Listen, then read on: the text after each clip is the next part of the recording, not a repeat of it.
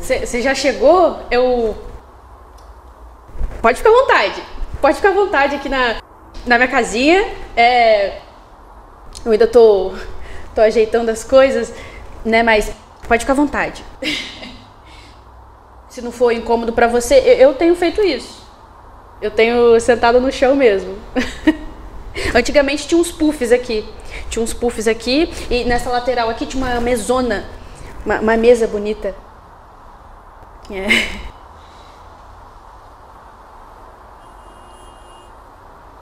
Eu toco uma flauta também de vez em quando. Mas só agora eu posso tocar também a hora que eu quiser. É porque antes eu dividia essa casa. Éramos 4 pessoas.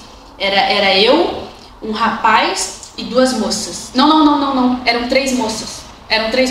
Eu, um rapaz e 3 moças. Eram 3 rapazes e 3 moças. Éramos 6. Mas eles não gostavam que eu tocasse música, não. E era engraçado, porque eles passavam o dia inteiro ouvindo aquela música no celular, sabe? Mas eu não ligo, não. Foi a época mais animada da minha vida. Eu era a única que cozinhava. Porque um dizia que salgava o arroz. O outro falava que queimava o macarrão. O outro falava que... Falava o que mesmo? Enfim, não vou lembrar agora. Foram tantas desculpas que eu nem me lembro mais. Mas foi a época mais animada da minha vida. Nós 6 estudávamos na mesma sala. E aí era ótimo, porque a gente fazia o trabalho tudo junto. Sabe, era ótimo. Na hora de se reunir, um dizia que tinha que trabalhar. O outro tinha namorada lá pra comer a pizza. O outro dizia que... Enfim, não vou lembrar agora. Foram tantos compromissos que eu nem me lembro mais. Mas foi a época mais animada da minha vida. E é de mais aprendizado também. O tanto que eu aprendi fazendo trabalho sozinha. Aí, o tanto que eu aprimorei cozinhando aí para 6. Inclusive, alguém aí gosta de café? Tô fazendo umzinho ali. Chegou na hora certa. E aí é isso, eu moro aqui, mas depois também o tempo, sabe? As coisas foram ficando boas para eles. Foram, graças a Deus. Eles foram se ajeitando, né? Foram saindo daqui e aí foram levando algumas coisas. Por isso que tá meio, né? Deixaram aquela cadeira ali. Ela tá quebrada, eu não sabia. Teve um dia que eu fui sentar nela para estudar e levei um tombaço. Sério. Doeu, magoou aqui atrás, ó. Aqui atrás. Mas eu já vi isso já. Isso foi quando? Faz o que? Uns 4? Não vou lembrar agora. Enfim. E aí eu moro aqui sozinha. Aliás, sozinha não. Aqui, ó.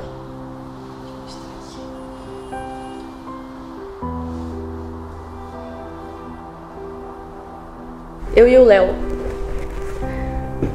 Meu irmão gêmeo. Bonito, Léo, né? Eu desconheço alguém que gostasse mais de parar para ouvir as pessoas do que o Léo. Alguém que gostasse mais de criança, por exemplo, do que o Léo. Ele tinha uns 17 anos aqui nessa foto. Foi a mesma idade que ele... Enfim, que ele... Eu penso muito nele, sabe? Eu fico pensando se ele ainda seria bonito. Se ele teria se juntado com alguém, se ele teria filho. Ele seria um ótimo companheiro, eu tenho certeza, o Léo. Enfim. Mas aí, né, como eu tava falando, eu moro aqui sozinha, nessa casa, que só tem esse cômodo, né? E pra falar a verdade, eu acho melhor assim. E eu não entendo essa gente que quer morar numa casa que tem 2, 3, às vezes 4 andares de casa. Pra quê? Às vezes pra, sei lá, morar com 2, 3 pessoas. né? Cheio de quarto, cheio de banheiro, às vezes para não dividir com ninguém. Nem pensar, não. Na verdade, eu não sei nem se dá para confiar muito nessa gente. Cá entre nós aqui. Essa gente que quer ter um monte, mas não quer ter ninguém. Se é que vocês me entendem, né? Pode ver que na casa dessa gente não tem café. Exatamente. Café, olha só, café é uma das coisas, sei lá, mais simples, né? E mais bonitas para poder reunir as pessoas. Mesmo que a pessoa não goste, mesmo que ela prefira chá, ou Toddy, ou cerveja, ou vodka. O nome da refeição não é cerveja da manhã, não é vodka da tarde, é café da manhã, é café da tarde, sabe? Sem o líquido do café, ele tá lá, né? E aí tem essa refeição, café pra todo mundo, né? Não tem? Não. Peguei você. Não tem, não. E sabe por que não tem? É por conta dessa gente que quer ter um monte, aí não quer ter ninguém, aí não divide. Entendeu? Aliás, eu vou pegar ali um cafezinho pra gente. Mas ó, tem que dividir com todo mundo, hein?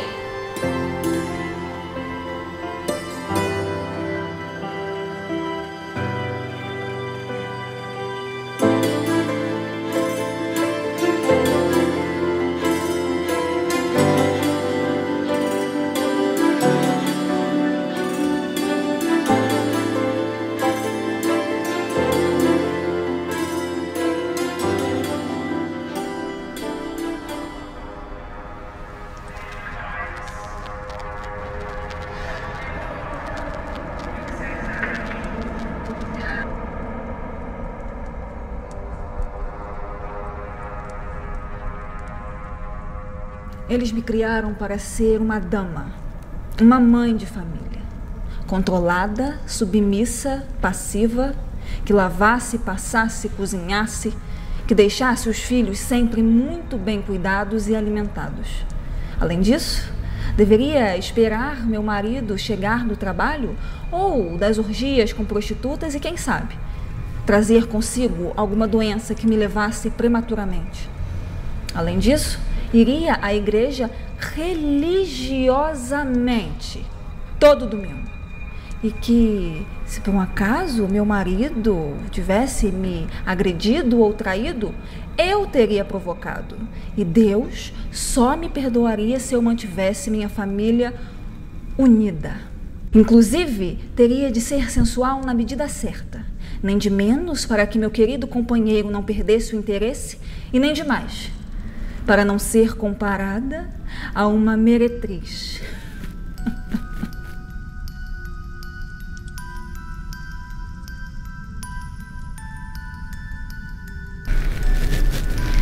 Nunca coloquei minha sensualidade em caixinha. Afinal, ela sempre foi uma grande amiga em quase tudo o que conquistei. Nunca fui passiva, tampouco submissa a ninguém, principalmente para com os homens. Eles, para mim, sempre foram uma raça inferior e digna de pena.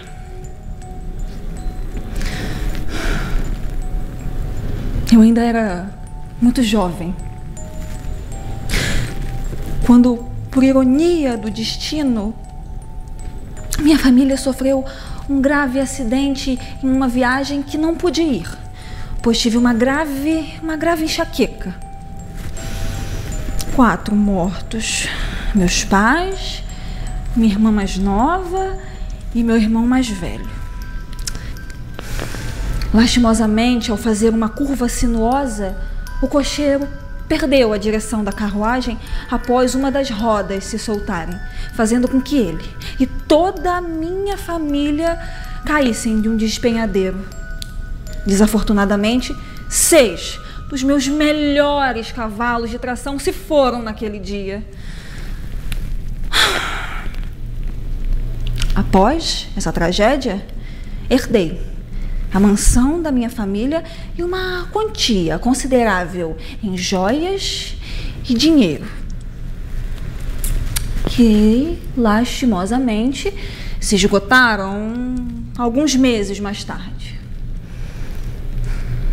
Mas sempre tive muita graciosidade para os negócios e foi aí que resolvi usar os meus bons dotes de boa ouvinte ao meu favor. Desde que me entendo como mulher, sempre me confessaram alguns segredinhos ou até mesmo pecados. E confesso que escutava pelas paredes as amigas da minha mãe, os amigos do meu pai e colegas do meu irmão. Bom, já que para eles eram segredinhos que estariam bem enterrados em caixões, eu apenas resolvi fazer com que esses segredos continuassem enterrados lá. Claro que por uma justa e ideal quantia em dinheiro. No início, apenas meia dúzia de pessoas bastavam, mas eu queria mais. O meu ego e meu orgulho, cada vez maiores, faziam com que eu até mesmo fizesse com que as pessoas errassem, propositalmente para que eu pudesse ganhar com isso. Infelizmente, o meu promissor negócio em minha cidade natal não prosperou como imaginei, e então eu tive que vender tudo o que ainda restava e sair de lá rapidamente, antes que todos me matassem. Após o meu desapego material, me mudei coerentemente para Paris. Não diretamente, para não ser achada facilmente, mas fiz um bom caminho, até fincar raízes na cidade do amor. E como era de se esperar, algumas semanas após chegar à cidade, com as paredes se fechando cada vez mais ao meu redor, conheci um jovem casal, Marcel e Elina. Ele até que tinha um certo charme, tino empresarial excelente, inteligente e rico. Ela, as palavras que melhor poderiam descrevê-las são songamonga sem sal. Bom, é claro que eu não poderia deixar que um homem com tantas terras e dinheiro ficasse casado ao lado de uma mulher que mal sabia falar. Me aproximei deles e não demoraram muitos dias, nem muitas semanas, para conquistar a amizade deles.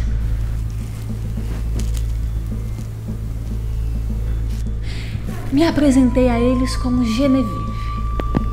Geneviève Beaufremont. Não tive muita dificuldade em convencê-los de que era uma mulher que vinha de uma família abastada e com bastante experiência com terras. Fiz o quase impossível para uma mulher. Conquistei uma posição parecida com de uma administradora. Levei meses cativando a confiança deles e uma possível paixão da parte dele. Aparentemente, homens são suficientemente burros para acreditarem em qualquer conversa de donzela pura e indefesa. Assim que ele caiu, me ausentei, com a desculpa que iria ao velório de minha mãe, que acabara de morrer.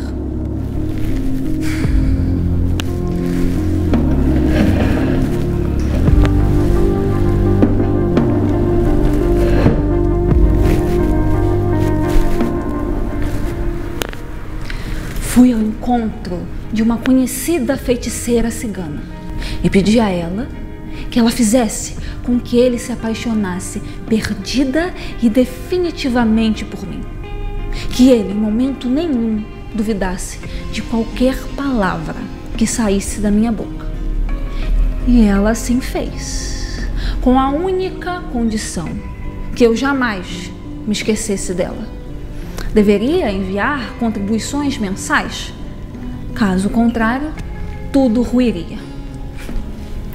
Aceitei sem pensar duas vezes.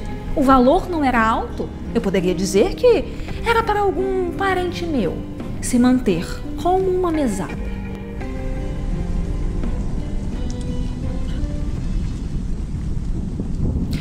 Voltei para Paris e não demoraram muitos dias para que a cobra finalmente estivesse dentro do paraíso, instalada na grande macieira do cérebro dele. Era eu. Minhas palavras pérfidas contra a esposa ecoavam em sua cabeça.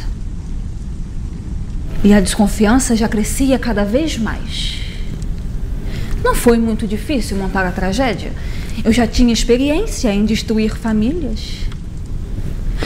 Montei uma cena muito convincente dela com outro homem na cama. Era um ladrão de galinhas que não hesitou em aceitar a proposta que ele nem chegou a receber. Ele a levou para a cama sem sequer ouvir os seus gritos de desespero. Marcel matou os dois. Ela com sua pistola Lorenzoni e ele com um punhal de prata rasgando sua garganta. Eu assisti tudo, paralisada. Bom, nos casamos alguns meses mais tarde. Então, Marcel e eu começamos a montar o nosso próprio império. Nosso casamento ia bem, mesmo que eu não o amasse e sentisse total repulsa de ter cama com ele. Para o meu marido, tudo era excelente. E foi então que eu engravidei da minha primeira e única filha.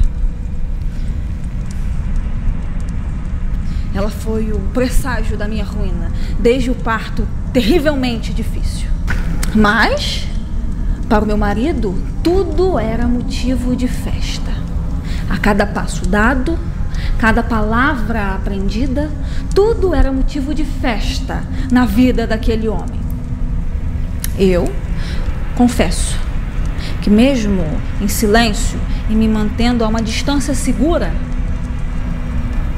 sentia orgulho da minha primogênita.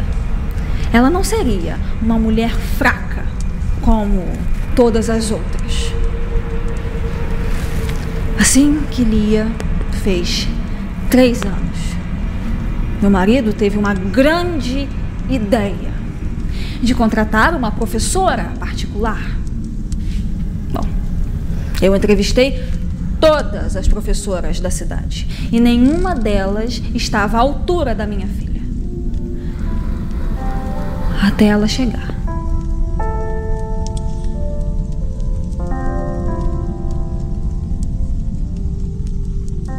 Parecia que o tempo havia parado. Todos estavam estáticos ao meu redor e eu só via o movimento dela. Catherine. Assim que ela me disse seu nome, eu sentia como se um pequeno rouxinol estivesse cantando naquela sala. Sorri amigavelmente enquanto saía do transe e percebia que meu marido já fazia perguntas a ela. Sem pensar 2 vezes, o interrompi e disse: contratada, você começa amanhã pela manhã. Ele sorriu aliviado que eu finalmente tinha escolhido e ela que havia encontrado o emprego. A observei de longe e quase em segredo por longos dias, até que tomei coragem e a convidei para tomar chá às 16 horas. Quase todos os dias eram dias de chá. E meu marido estava feliz, já que, finalmente, depois de anos, eu havia feito uma amizade.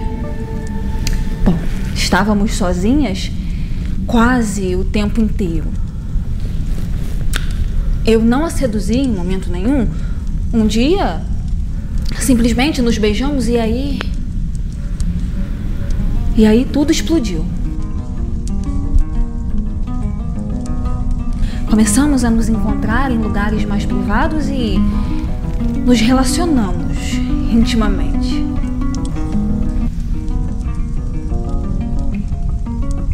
Ali foi o momento que eu finalmente nasci. Nasci como mulher. Com ela eu sentia desejo e era desejada. Eu sentia o meu corpo estremecer a cada toque, a cada beijo dado, a cada vez que eu sentia aquela mulher dentro de mim. Nunca senti nojo dela como sentia do meu marido. Foram 14 longos e felizes anos na secreta companhia dela.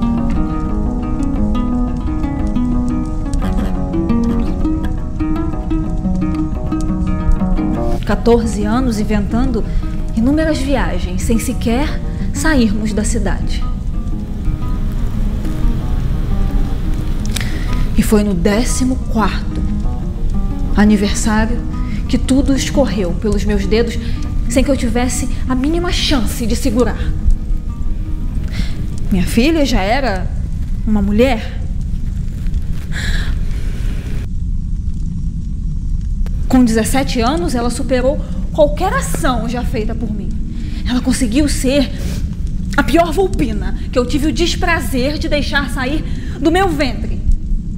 A traiçoeira descobriu as cartas que eu trocava com sua professora e por uma quantia ideal as entregou para o pai, que a cada carta lida se enfurecia mais e mais com a traição tão escancarada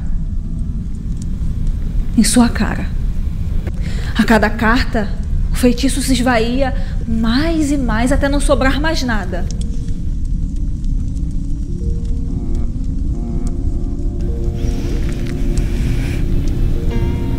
Eu esqueci a feiticeira.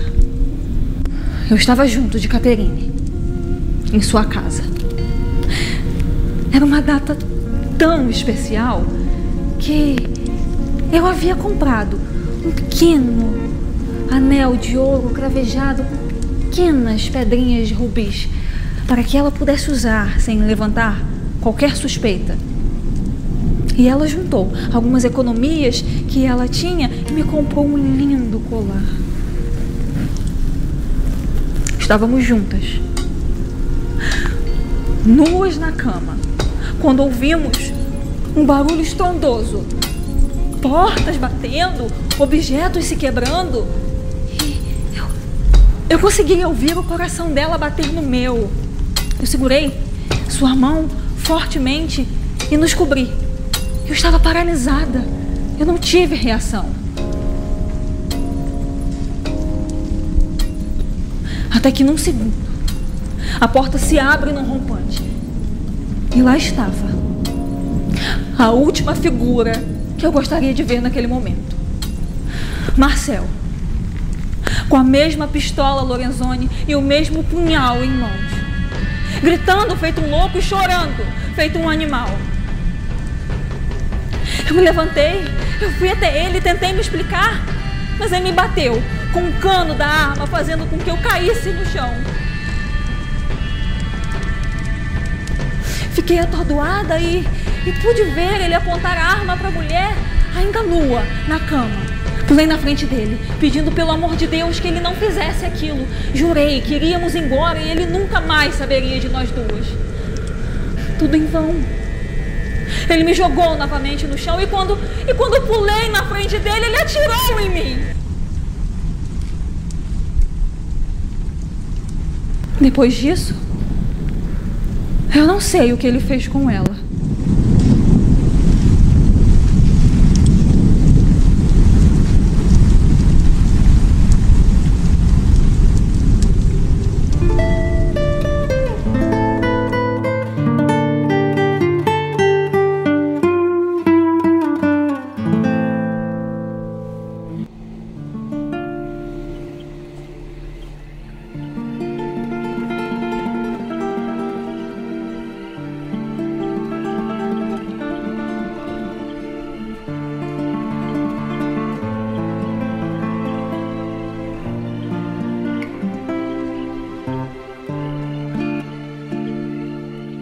Quem tá aí?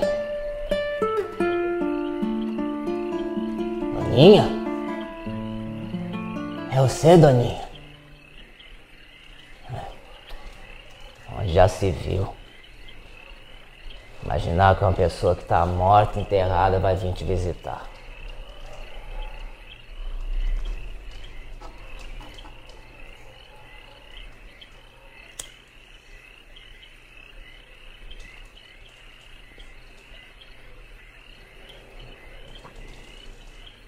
Ô Mariano,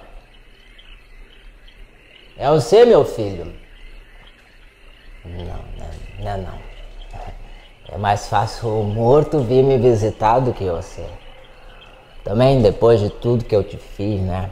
Ou melhor, pior, depois de tudo que eu deixei de fazer. Quantos anos que tu já deve de ter mesmo? Vixe Maria, que eu já devo ter até neto. Como o tempo passa rápido. E com ele leva tudo. Comigo ele foi cruel demais, não sabe? Levou foi muita coisa. Muita coisa. Minha esposa Doninha.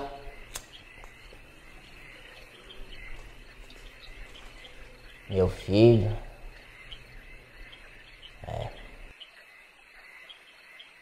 E até minha visão. Primeiro, o olho direito. Depois o olho esquerdo. Ou será que foi o contrário? Como é que é mesmo o nome da doença que o doutor falou? Catarata. Catarata. Primeiro o esquerdo, depois o direito. Tanto faz também. Mas a única coisa que ele não levou foi a minha memória. E tudo que eu tenho está guardado aqui nela. É meu único tesouro. Meu único tesouro.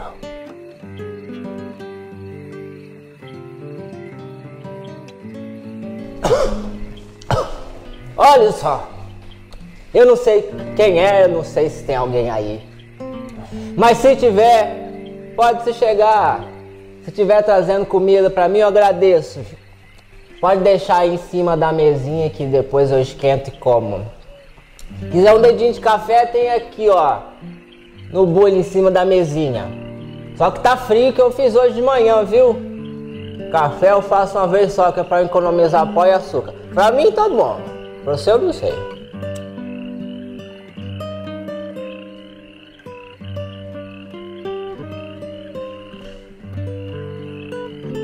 É criança que tá aí.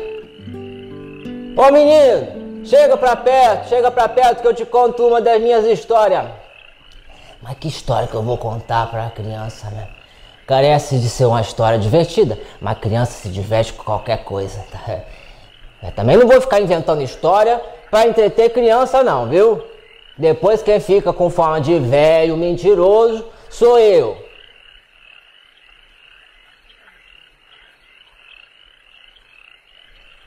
É criança mesmo que tá aí? Sabe, eu vou contar história nenhuma não, tá? Vá-se embora, menino, vai embora e se quiser pode pegar uma mariola que tem uma latinha. Vai, não vou contar história pra ninguém.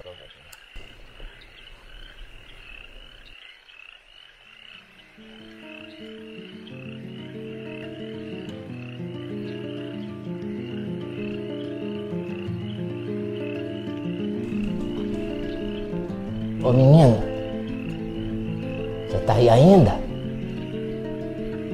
É que eu me lembrei de uma história aqui muito interessante. Tu já conheceu um cabra que enfrentou um urso de mais de 2 metros de altura? Eu não sei se você sabe, mas quando eu era mais jovem eu era caçador. E dos bons, viu? Dos bons.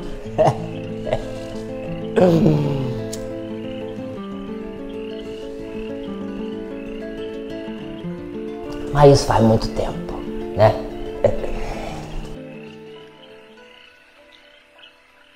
Tava eu e mais 2 amigos meus numa mata fechada. Foi ficando de noite e a gente não percebeu. Estávamos voltando pro nosso acampamento quando eu parei 2 minutinhos para urinar. Deixei meu rifle em riba de uma pedra. Quando eu me virei, o danado bichão tava lá, olhando pra mim.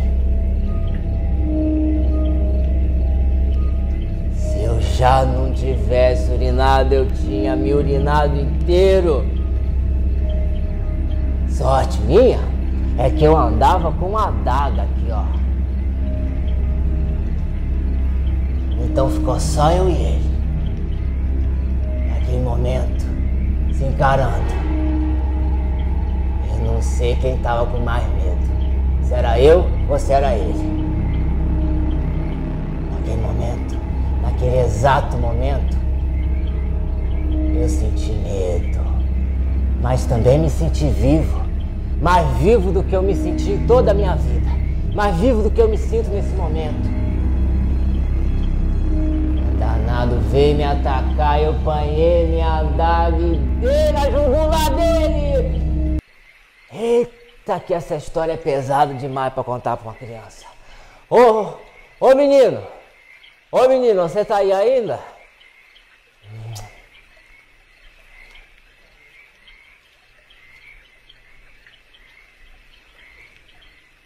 Tem alguém me escutando?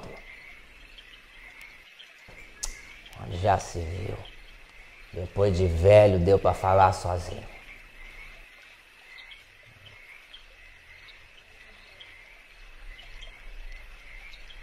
É quem tá aí, hein? Deve estar até de saco cheio desse tanto de é quem. Mas eu vou tentar segurar a minha curiosidade um pouquinho. É que é tanto tempo sem uma prosa, sabe, meu filho? Que parece que a gente fica todo ressabiado, não sabe? É que nem o tal do amor. O tal do amor é cobiçado demais, não sabe?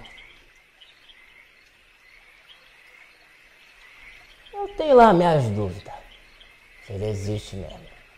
Todos querem, só que nem todo mundo sabe dividir o que tem. E aí, ó, parece um bando de garimpeiro esperando para encontrar a mesma coisa. Tal do amor é que nem ouro, não sabe? Todo mundo quer. E quando o infeliz encontra um pedacinho sequer, ele fica contente? Nada, rapaz, fica nada. Ele se fecha todinho com medo do desconhecido. Mas é só no comecinho. Depois, se for amor mesmo, né? Esse que as pessoas falam por aí, esse tal aí, eu não garanto que existe. As coisas entram nos eixos, e aí é tudo paz e amor. É tudo paz e harmonia. Tudo paz e harmonia. É como diz o outro, né? Tudo no seu tempo. Ou, melhor, tudo no tempo de Deus.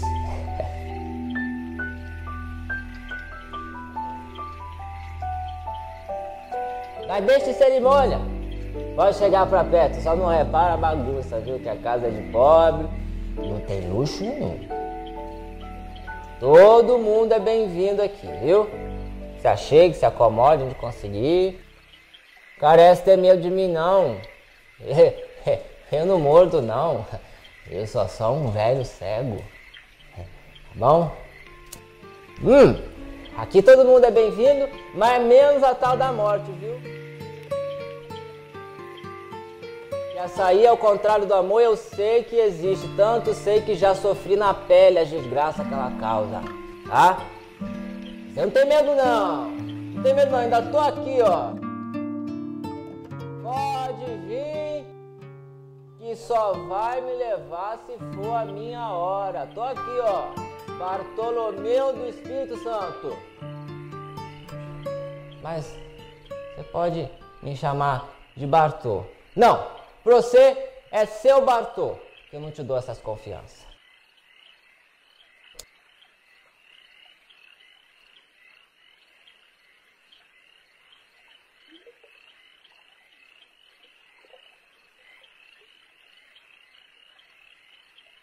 Já conviveu com a solidão, meu filho? Conheceu, pelo menos? Essa aí é a única que me faz entrar em contradição quando o assunto é a morte.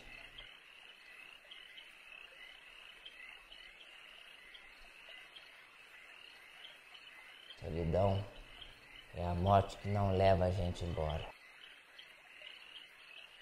Essa sim existe.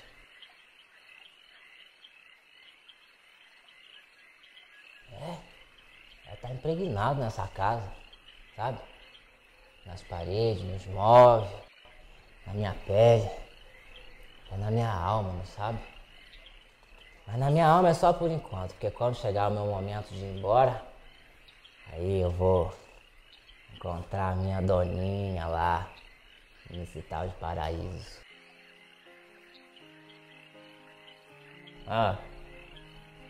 Você me desculpa a tagarelagem, viu? Mas é que é tanto tempo sem, né? Sem uma companhia, sem uma prosa, a gente fica até um pouco tagarela.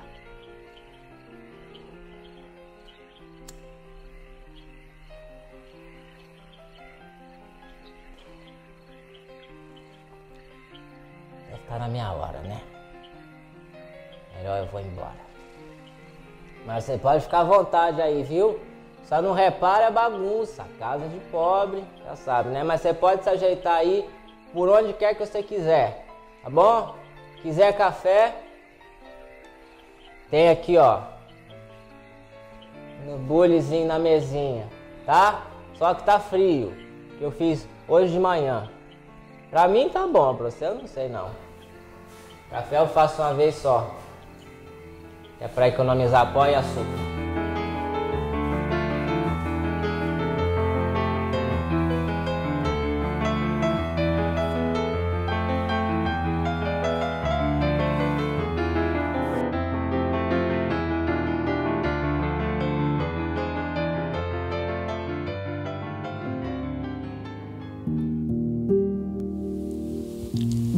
Assim como a criança humildemente afaga a imagem do herói, assim me aproximo de ti, Mayakovsky.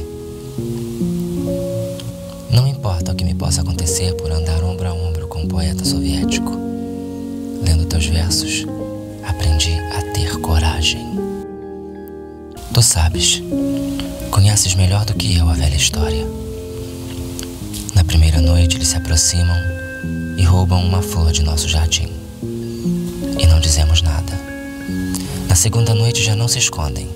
Pisam as flores, matam nosso cão e não dizemos nada. Até que um dia, o mais frágil deles entra sozinho em nossa casa, rouba-nos a luz e, conhecendo nosso medo, arranca-nos a voz da garganta. E já não podemos dizer nada. Nos dias que correm, a ninguém é dado repousar a cabeça alheia ao terror. Os humildes baixam a cerviz, e nós, que não temos pacto algum com os senhores do mundo, por temor, nos calamos. No silêncio de meu quarto, a ousadia me afogueia as faces e fantasio um levante. Mas amanhã, diante do juiz, talvez meus lábios calem a verdade, como um foco de germes, capaz de me destruir. Olho ao redor, e o que vejo e acabo por repetir são mentiras. Mal sabe a criança dizer "mãe", e a propaganda lhe destrói a consciência. A mim quase me arrastam pela gola do paletó à porta do templo e me pedem que aguarde até que a democracia se digne a aparecer no balcão, mas eu sei, porque não estou amedrontado a ponto de me cegar, que ela tem uma espada a lhe espetar as costelas, e o riso que nos mostra é uma tênue cortina lançada sobre os arsenais. Vamos ao campo, e não os vemos ao nosso lado no plantio. Mas ao tempo da colheita lá estão e acabam por nos roubar até o último grão de trigo. Dizem-nos que de nós emana o poder, mas sempre o temos contra nós. Dizem-nos que é preciso defender nossos lares, mas se nos rebelamos contra a opressão, é sobre nós que marcham os soldados. E por temor eu me calo. Por temor aceito a condição de falso democrata e rotulo meus gestos com a palavra liberdade. Procurando, num sorriso, esconder a minha dor diante de meus superiores. Mas dentro de mim, com a potência de 1 milhão de vozes, o coração grita: mentira!